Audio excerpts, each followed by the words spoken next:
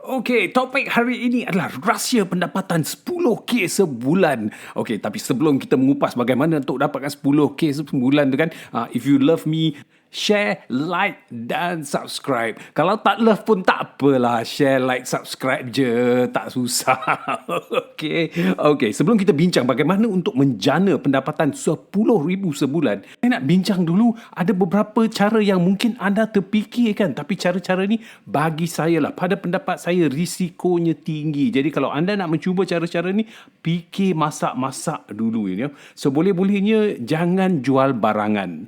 Memang memang popular. Cara nak jual barangan ni memang popular kat Lazada, kat Shopee, kat mana-mana pun banyak orang yang menjual barangan, dan bila kita buat secara kecil-kecilan, memang berbaloi. Bagus je rasa sebagai pendapatan sampingan. Tapi masalahnya masalah yang besar dengan menjual barangan ni kan adalah stok. Okey, sebab semakin besar perniagaan kita, semakin banyak barangan yang kita kena beli, kita kena simpan. Dan kebanyakan memang akan laku. Tapi ada juga barangan yang mungkin kita rasa ia akan laku, tapi bila kita dah beli, kita simpan, kita cuba jual, susah nak jalan. Susah orang nak beli, ataupun barang tu rosak, atau terlampau tinggi sikit risk dia, di mana asyik orang pulang balik, ataupun bila kita beli, barang tu datang daripada mana kan, kualiti dia tak begitu memuaskan. Jadi apa berlaku adalah on paper, keuntungan kita memang tinggi. Tapi keuntungan kita kebanyakannya kita tengok ada dalam store saja. Barangan-barangan ni yang tak terjual tapi kita dah beli. Jadi itu adalah satu risiko jika kita cuba atau mengambil jalan di mana kita nak menjual barangan. Bukan tak boleh, tapi kena fikir dululah, masak-masak sikit kan. Okey, idea kedua yang saya kurang happy adalah ramai orang buat drop shipping. Kecuali jika anda tahu tuan punya syarikat atau barangan yang anda jual, dan jika anda rasa anda tak puas hati dengan kualiti, you boleh pergi sendiri kat kedai tu, you boleh cakap kat owner kedai tu and beritahu dia, barang ni kan customer I beli, dia tak happy, boleh tukar tak?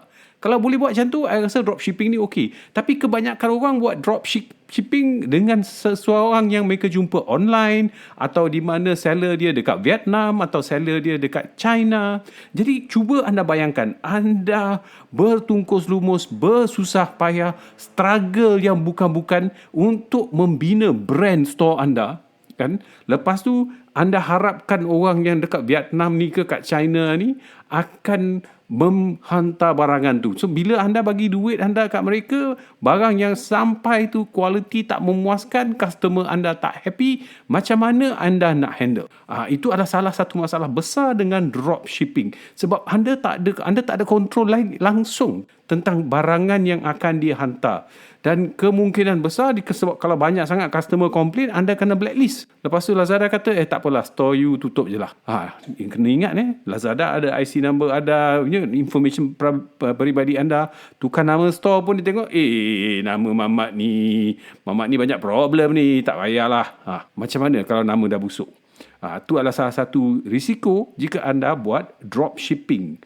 Selain pada drop shipping, ramai juga berpendapat boleh beli barangan murah dekat China ke Vietnam, atau mendapat keuntungan lumayan. Kita beli, tengok dekat China ni, barang ni murah betul. Kalau I jual kat Malaysia, barang ni boleh jual. Tapi salah satu perkara yang anda kena ingat kan, biasanya kalau harga barang tu murah sangat, kualiti dia pun ala kadar je, ataupun pakai 2 hari, hari ketiga dah pecah dah. Kan? So lepas tu customer banyak yang reject, banyak duit anda kena pulangkan balik. Ini adalah antara isu bila kita cuba beli barang yang murah sangat, nampak cantik, foto gempak macam mana, lepas tu kita cuba jual. Dan ada satu lagi bisnes yang saya memang rasa tak digalakkan langsung. Itu cryptocurrency. Cryptocurrency ni kan, anda perlu ingat, setiap ringgit yang anda dapat adalah kerana dalam dunia ni ada seorang tu kerugian duit RM1 tu. Itu konsep cryptocurrency. Sebab konsep dia kan, ni secara loose lah, bukan kata memang macam tu, tapi konsep dia secara loose adalah anda membeli mengharapkan yang barangan tu akan naik harga, atau koin tu akan naik harga. Ada orang dekat mana entah, dia menjual koin tu sebab dia ingat harga akan turun. Jadi kalau harga turun, anda rugi. Kalau harga naik, orang tu rugi.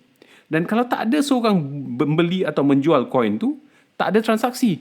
Setiap transaksi dalam cryptocurrency ni macam tu lah.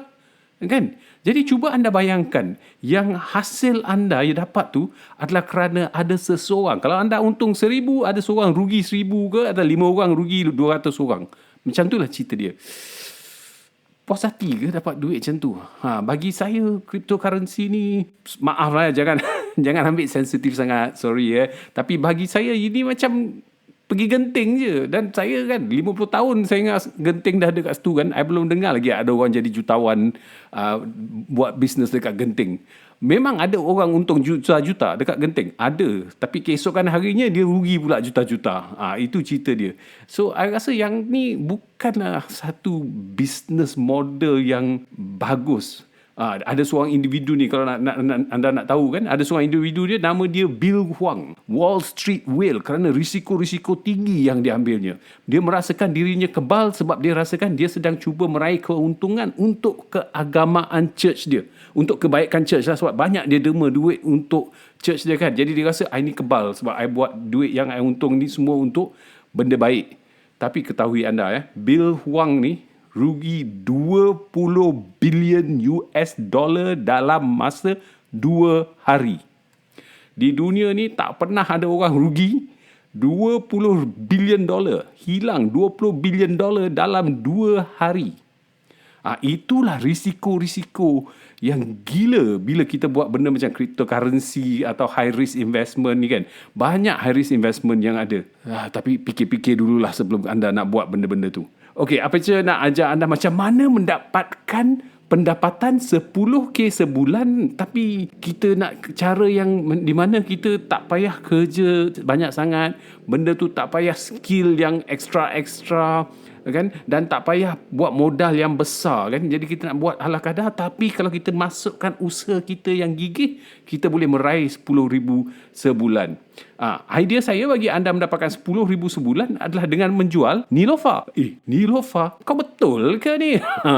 Bukan Nilofa, okey. Dekat YouTube kan, dan dekat Instagram ke TikTok ke FB ke social media ni, secara amnya ada banyak influencer. Influencer ni, mereka ni sibuk membina brand mereka. Saban hari kan, terlampau sibuk. So mereka biasa tak cukup tangan untuk membina empire mereka. Carilah influencer yang anda rasa mereka ni serasi dengan anda. Yang anda confident dan rasa jiwa kau okey lah, kita orang boleh klik kan. Lepas tu study macam mana mereka monetize diri mereka. Setiap influencer mesti ada cara untuk mereka monetizekan diri mereka.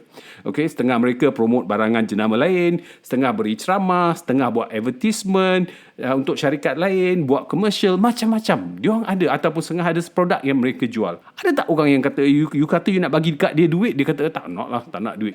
Jadi, jika anda serasi dengan seorang influencer tu, mestilah senang untuk anda mempromotkan influencer tu. Betul tak? Right? Okey, dan advantage-nya adalah anda tak perlu mengambil masa bertahun-tahun dan bersusah-susah untuk bina nama. Sebab influencer tu dah famous, dia dah bina nama dia dah invest dalam diri dia. Anda cuma kena mengetengahkan dia dekat customer dia. Siapa customer dia? Syarikat nak promote dia ke? Atau dia ada training program yang anda perlu panggil customer ke? Macam mana? So, untuk lain influencer, lain caranya, tapi anda kena fikirlah macam mana nak buat kan? Lepas tu buatlah persetujuan dengan influencer yang anda ingin promote, dan akan biasa mereka akan memberi anda kan lebih kurang 10 hingga 20% commission bagi setiap jualan. So imagine kan, kalau anda dapat promotekan influencer untuk katakanlah mempromosikan sesuatu barangan ataupun mempromosikan mereka untuk sponsor sesuatu, dan anda dapat close 20,000. Anda punya commission pula 15%, yakni 3,000.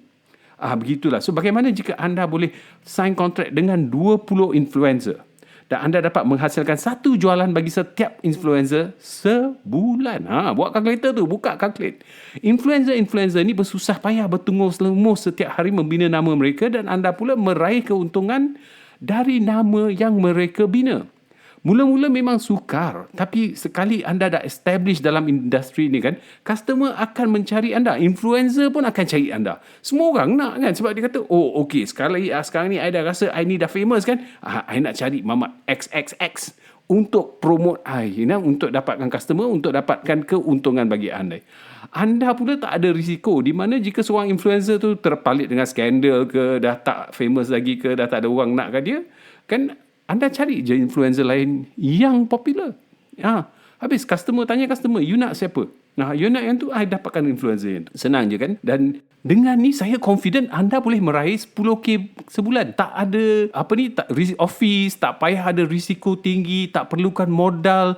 Cuma anda perlukan adalah business card dengan handphone satu. Dah jadi manager influencer sekarang. Okey, jika anda ingin tahu 10 tips untuk bisnes anda berjaya dalam 2021 ni, klik video ni. Sehingga ketemu lagi, apa cer?